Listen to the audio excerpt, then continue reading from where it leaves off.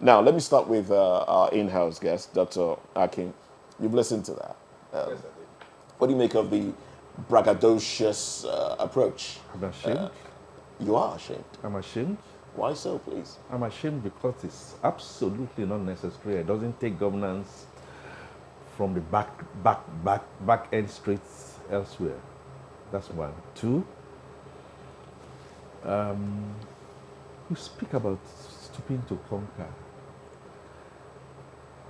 I also remember very well there was a president in this country, well, the military president is what?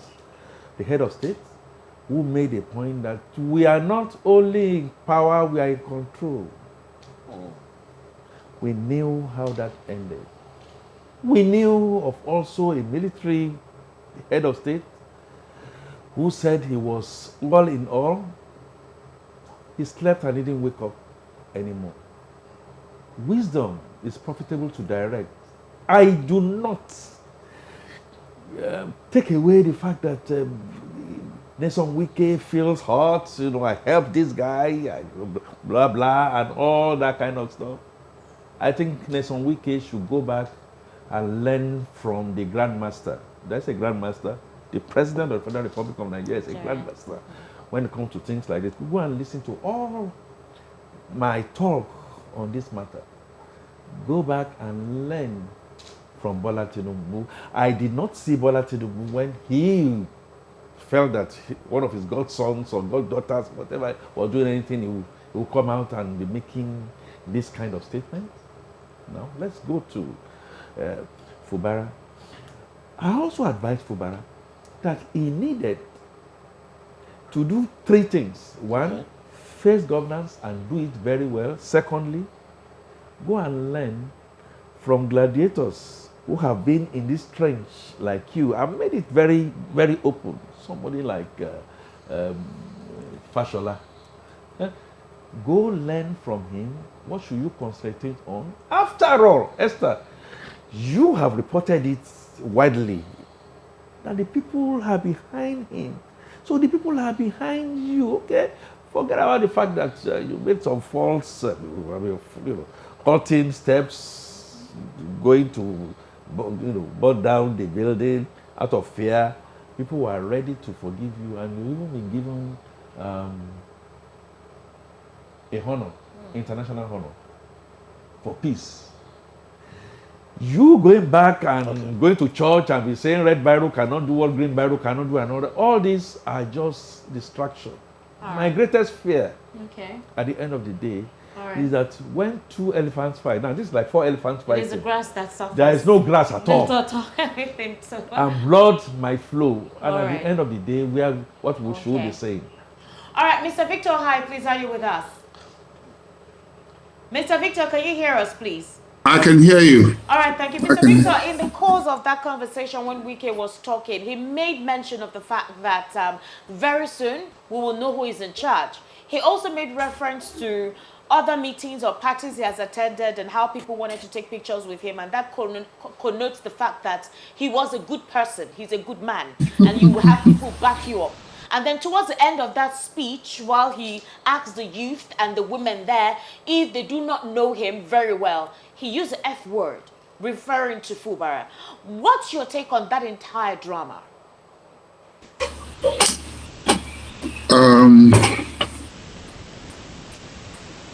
I think that Wike is very narcissistic.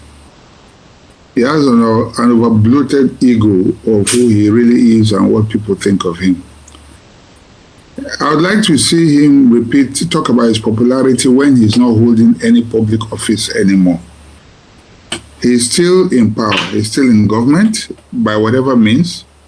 He's still a serving minister in a very juicy ministry. He's like the 37th governor in Nigeria today, probably one of the most powerful states, if you call Abuja a state. So why not? Wherever he goes, he's still relevant. I'm waiting to see that relevance when he leaves office completely. Fubara, I don't know, maybe for the sake of peace or whatever, but I didn't think that what he did was politically expedient. Maybe he's willing to fight for another day, but I was certainly not in support of what he did because clearly his people were behind him. He could have stretched this. He was a man on ground in River State. And he had the backing of people not just from River State, but he's an Ijaw man. All the Ijaw nation was solidly behind him, and they were ready to tell Wike to go to wherever it is that people like him should go to. And the concessions he gave, for me, will pose an existential threat to his continuous stay in power or probably second term. Because right now he has brought back the structures of Wike, which had been dismantled, not by him wittingly, but unwittingly by Wike and his people themselves. I didn't think, because he was voted into power, just like Wike, just like the president was voted into power. You might respect the president, but you must respect the wishes of your people more. They put him there. You should listen to his people, not Aso Rock. But what he has said is he wants to choose the path of peace. I don't know how that peace serves him and his people. And that's the reason Wike can brag and boast today and say, according to him, we shall know who is who. Project for Fubara to commission so that he will showcase during his 100 days in office. However, rather than having to work on that, Fubara is in important crisis, and let us see how Fubara intends to win. You rightly made a statement that he had the people, Fubara had the people of the state, behind him. They're backing him up. But unfortunately, as it is, maybe there is something that Wike has against him. Could that be one of the reasons why, Fubara decided to fold and watch how things flow, possibly until the Supreme Court ruling? Well, I think that there are a lot of big things that have been wielded at him. We are not privy to the meeting. We don't know what the facts are. But I've learned one thing in politics. And politics is a different game altogether. The sets of rules in that game are completely different from any other. One of which is that if you are putting somebody in power, don't put a clean man because you will have nothing on him. Look for a man who has skeletons in his cupboard so that when he coughs, when you sneeze, he can catch cold. The reason for that is that, if a man is squeaky clean, he can tell you to go to wherever it is, But, if you have something on them, then when they misbehave, in your estimation, you can waive what you have against them and they will fall in line. So I don't know what skeletons there are in Fubara's cupboard, but obviously a few things may have been shown to him that have made him now fall in line. That may be what is happening. These are behind the scenes, things that we don't see in this so-called Nollywood drama, But we'll have to wait and see. And I don't think that Wike is making an empty boast or threat. There must be something he knows that the rest of us don't know that is making him feel so confident. But at the end of the day, it's the people that will lose because it's not about elephants fighting and the grass suffering. But if we want proper development, if we want accountability, if we want people to truly serve the people and not serve interests or certain powers, then this should not be happening. All right. Thank you so much, Mr. All right, then.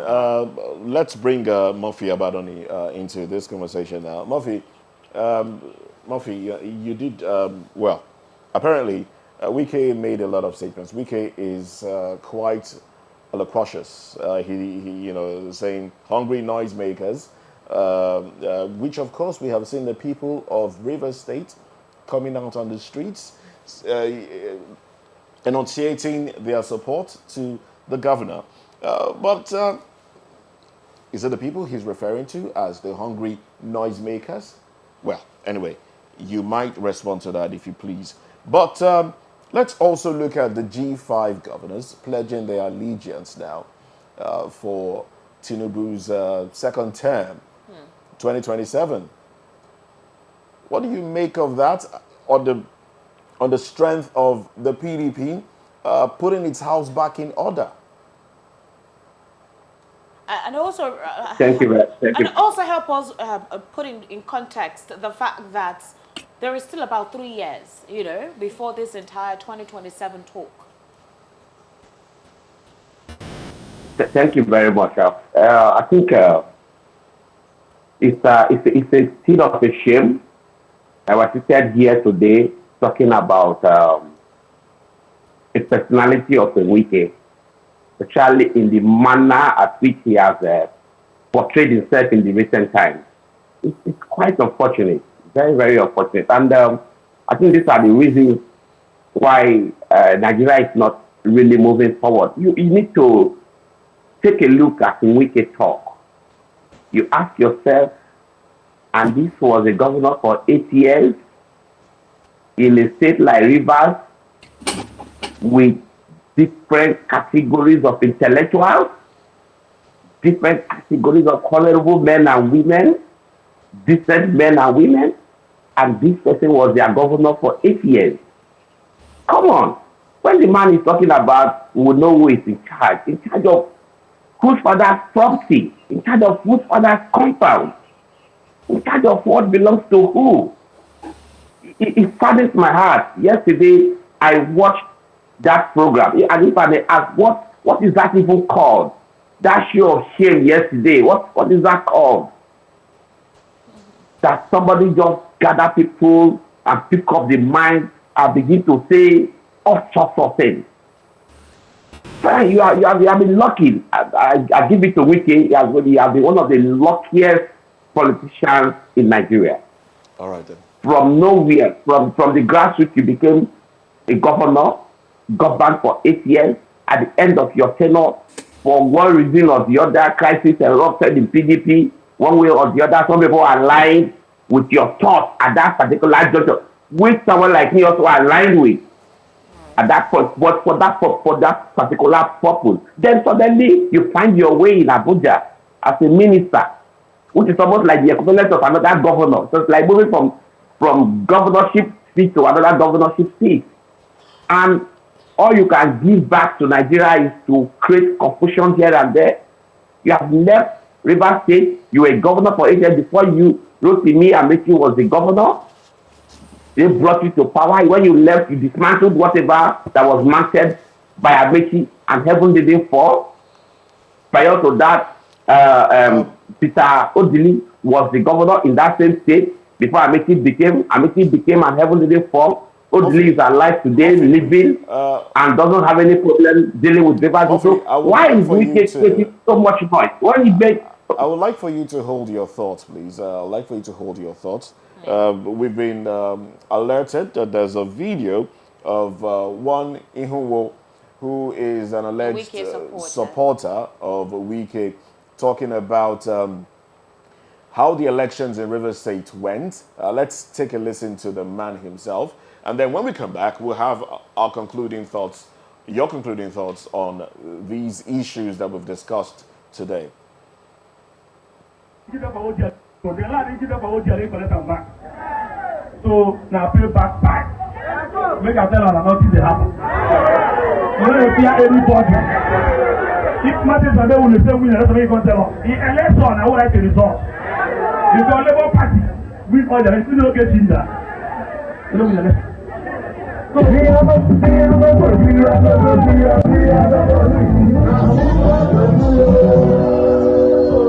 want to show everybody is here. That will have a governor. Well, that's that loves people. This is saying he wrote the elections, and it was actually Labour Party that won the elections in Rivers State. Isn't that indicting? What is what is the police doing? What is what is the DSS doing? You know that slang, Moses, we been new. You know. What is DSS doing? What is INEC doing? Isn't this anyway? Let's get your thoughts, please. Let me start with Murphy Abadoni. Please, in about 60 seconds. You know that video now goes a long way to tell you the calibers of persons that determines our fate in this country. Just take a look at that video. Look at the man that is talking on that video, and look at his utterances. And these are the persons who determines the people that leads us. It's quite unfortunate. It's quite sad. And I must keep in this too. I don't have a pity for Fubara. I must be very honest with you. I don't have a pity for Fubara. But this same Fubara has been part and parcel of Wike's government. He has been part and parcel of all the crises, all the good time. If there was any good time I saw with Wike, it was there when Wike picked up a fight with his party. I don't know if to call it his former party or his current party. We don't even know where he is at the moment. He was there. Now, like a friend told me, Fubara is expecting PDP to fight in the same or not. But he was also with Wike when Wike was fighting against PDP. When Wike was trying to dismantle PDP. He was there. He was not against it. So, and for those two, like Victor mentioned, the Rel-Eletion that is strongly with Fubara, there's nothing wrong in being with one of their own. But I think they must make it clear. They must not see it as an ethnic war. It is not an ethnic war. It's a political war. It's about politics. It's purely politics. There's no war between Ijaw and what's the Wike's ethnicity again. It's not an ethnic war. It's purely a political war. Fubara was part and parcel of all the nonsense that Wike did in Rivers. We have and today, 60 seconds. It's just painful that politicians don't learn. Fubara and Wike should have learned from Edo. Look at what happened in Edo. Today, Edo people paid the ultimate price. Nothing happened in Edo for about 8 years. And that is what is going to repeat itself in Rivers State. I know there's a lot to talk about. Wike was there. I was misbehaving. There's a lot to talk about, but we are pressed for time on this program. I guess we'll continue this conversation in subsequent editions of the program. Dr. Victor Ohai, let's get your concluding thoughts, please, and we would appreciate if you can keep it within 60 seconds. Well, Fubara unfortunately has, given in, and I think he'll pay the ultimate price. When I say ultimate, I'm talking about political price. From what we're seeing already, I doubt if he will see through the end of this administration. And what the people of Rivers get, unfortunately, will be another year, if you like, another 8 years again of Wike by proxy. It's unfortunate, but we'll have to wait and see. All right, then. Thank you very much, Dr. Victor Ohai. Now let's come back to Mr. Akin Fatumke. My concluding thoughts. Okay. Yes, please. Wisdom will always be profitable to direct. I stand slightly at a tangent from Victor and maybe Murphy. I think when you have Ali Baba and the 40 thieves, they are all thieves, no doubt about that. But within those 40 thieves, you can get a William Tell. You can get somebody who just decides that he just wants to change. He will be better. And he may have to save. I begin to see Fubara as somebody, yes, I'll be helped here. Yes, I'll be tossed here and there. And for the sake of peace, here and there, I am prepared to lose some ground. Nobody should doubt the capacity of a sitting governor. Having said that, can we begin to reduce the kind of bloodshed and for him to keep more quiet and for him to allow the invisible hands to speak for him for the sake of the Rivers people? Okay. Because if balance of terror continues, the Cold War will still suffer elements of the Cold War up till tomorrow. But Mahatma Gandhi, the man of peace in his loincloth, has a legacy that has gone beyond and over him. We are pressed for time. Thank you very much. Bottom line, let's apply common sense. My dear brother says it is not a war and all that. World War started from little things. And don't forget when you have an ant patching on a scrotum. Oh, okay. Be careful how you do this. Like, would you? No, she doesn't know. You know, how, so a madman in a china shop, you have to definitely look at it. I think Tread he's going to carefully. live up his first term. All right. I think Okay. he is most likely. Okay, don't let me go Thank you there. very much. Thank you very much. Thank you. We appreciate your thoughts. We've been speaking with Mr. Akin Fatuke, who is a chartered accountant, Dr. Victor Okai, who is president of the Directors Guild of Nigeria, and Murphy Abadoni, a legal practitioner. We appreciate you, gentlemen, for your views on VOP this morning. We'll take a break. When we come back, we'll get into business, which will be followed by entertainment and then sports. So stay with us.